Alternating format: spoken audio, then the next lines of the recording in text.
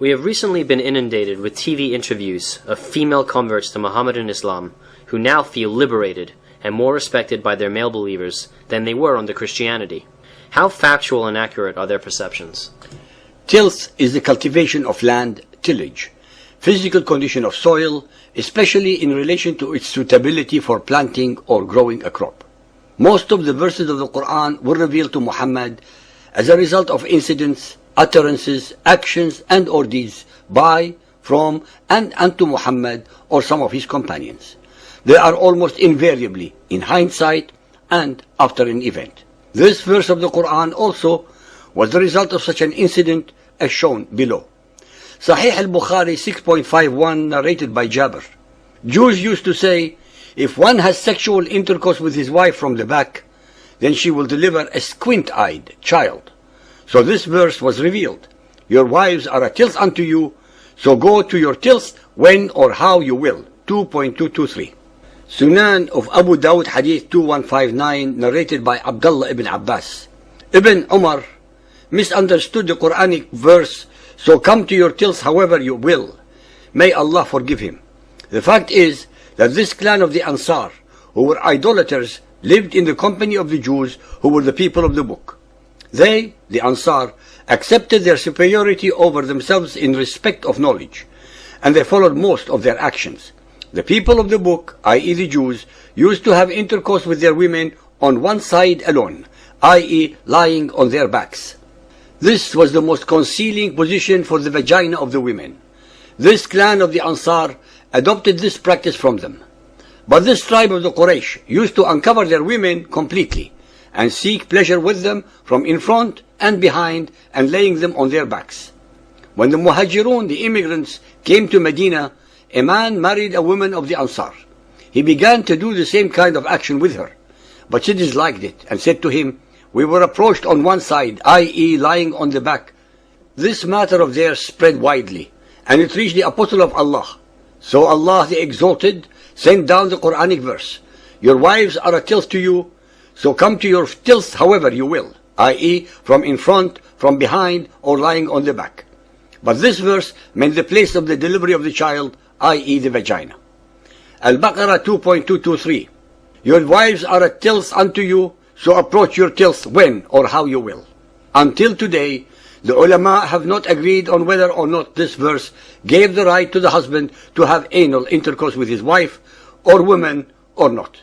The traditions, as usual, contradict each other by the opposing views giving isnads proving their points all the way to Muhammad. Ladies and gentlemen, humans can enjoy sex by numerous positions, not only two. If having sex from behind is more revealing and hence presumably more enjoyable, then the Ansari women had no reason to complain. The fact that the Ansari women objected to the intercourse must have been because it was not a vaginal act but an anal one. Al-Bukhari narrated after Ibn Umar that Al-Baqarah 2.223 was revealed on the issue of having anal intercourse with women. Al-Tabarani narrated in Al-Aswat with a reliable chain of traditions that your women are a tillage for you was only revealed to license anal intercourse. Ibn Abbas narrates that Umar ibn al-Khattab went before the Messenger of Allah and said, Master, I am destroyed. The Messenger of Allah asked, what thing has destroyed you? Umar replied, last night I had anal sex. The Messenger of Allah did not give a reply to Umar. Then Allah sent down this revelation. Your wives are a tilth unto you, so approach your tilth when or how you will. The words Qabul wa Dabar mean the anus is accepted. These can be found in Asbab al-Nuzul by As-Suyuti on Surah Al-Baqarah 2.223.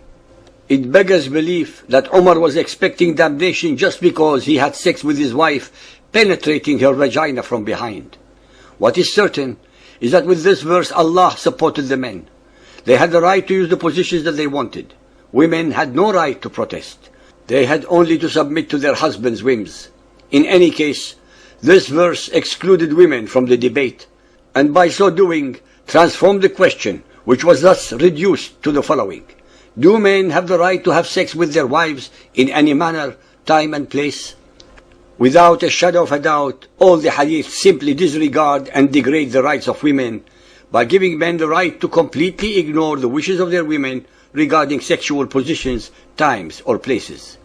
Neither in the Quranic verse above, nor in any of the ahadith, is the woman's point of view addressed or considered, since according to both, they are inferior to the man and should be treated as a possession just like a domesticated animal. The following hadith is added further confirmation of Muhammad's and his Quran's attitude to women. Sahih Muslim Hadith 1032, narrated by Abu Dahr. The Messenger of Allah said, "When any one of you stands for prayer, his prayer would be cut off by the passing of an ass, a woman, or a black dog." I said, "O Abu Dahr, what feature is there in a black dog which distinguishes it from the red dog and the yellow dog?" He said, "O son of my brother, I asked the Messenger of Allah as you are asking me, and he said, the black dog is a devil." Sahih al-Bukhari Hadith 1.301, narrated by Abu Sa'id al-Khudri. Once Allah's apostle passed by the women and said, "O women, give alms, as I have seen that the majority of the dwellers of hellfire were you, women." They asked, "Why is this so, O Allah's apostle?" He replied, "You curse frequently and are ungrateful to your husbands.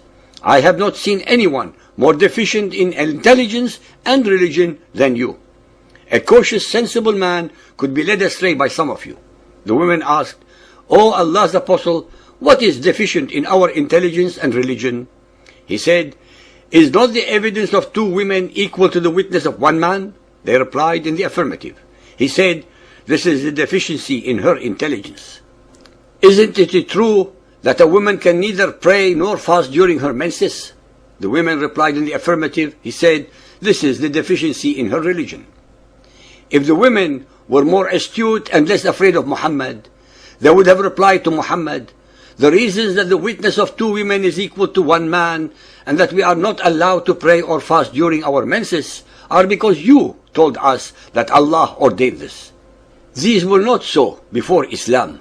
Sahih al-Bukhari 1.493, narrated by Aisha. The Prophet said, "The things which annul prayer were mentioned before me, and those were a dog, a donkey, and a woman." I said, "You have compared us women to donkeys and dogs." Sahih al-Bukhari Hadith 7.30, narrated by Abdullah bin Umar. Allah's apostle said, "Bad omen is in the women, the house, and the horse." Sahih al-Bukhari 7.33, narrated by Usama bin Zayd. The Prophet said, "After me, I have not left any affliction more harmful to men than women." Al-Nisa 4.34, men are the protectors and maintainers of women. The righteous women are devout. As to those women on whose part you fear disloyalty and ill conduct, admonish them, refuse to share their beds, beat them. Ladies and gentlemen, the most illuminating point in this sordid state of affairs is the complete one-sidedness of all the discussions and arguments and the utter lack of logic, morality, or justice, since all of them are conducted by the Mohammedan males, thus excluding completely and totally ignoring or taking into account the rights of the Mohammedan women, the ones who are being victimized. Muhammad and his Quran show neither respect nor recognition of Mohammedan women as dignified, intelligent, and equal human beings to the Mohammedan men. Those European women who are converting to Mohammedan Islam could not have possibly been made aware of the degrading and humiliating verses in the Quran and Hadiths regarding the treatment of females by Muhammad's cult belief system.